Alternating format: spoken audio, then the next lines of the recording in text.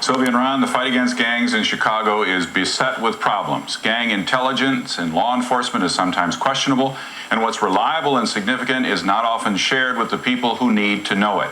One high-ranking Chicago police official who doesn't want his name used tells us, quote, "We're hurting real bad." And one gang specialist tells ABC 7 News, gang structures have changed so that, quote, "We don't know anybody anymore." Police brass will only say that things need to get better, and today they introduced an old concept to make it so. Chicago's gang problem is more severe than anywhere else in the country except perhaps LA.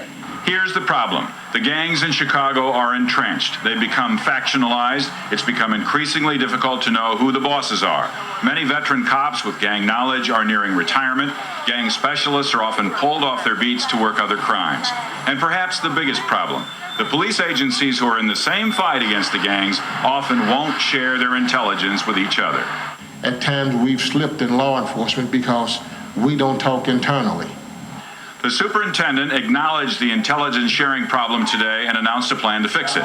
Gang strategy teams, they're being called. They'll put together at the same table Chicago Police, 4 federal law enforcement agencies, the U.S. Attorney's Office, and the Cook County State's Attorney's Office. Their mission is to lose the bureaucracy and share everything they know.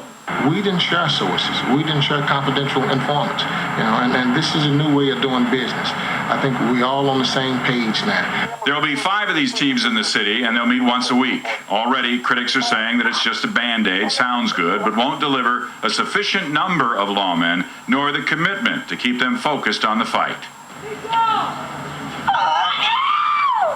Chicago police, under pressure from a climbing murder rate, say the commitment is there, the strategy is sound. I think what we're doing is formalizing something that was occurring sporadically in the past, but now we've had the special agents in charge of the different agencies assign people to make sure they're at this table. Arrests of gangbangers, which used to be recorded on note cards and often wasn't recorded at all, will now be computerized and will be available for everyone on the strategy teams. We're in this for the long haul, and we believe that by creating these gang strategy teams, what you're going to see is a better effort, a stronger effort at attacking gangs in a sustained way, where it's not just one investigation and another investigation, but something where you see results in the neighborhood. The initial focus will be on high-crime neighborhoods with an increase in so-called street corner conspiracy cases, which is open drug dealing.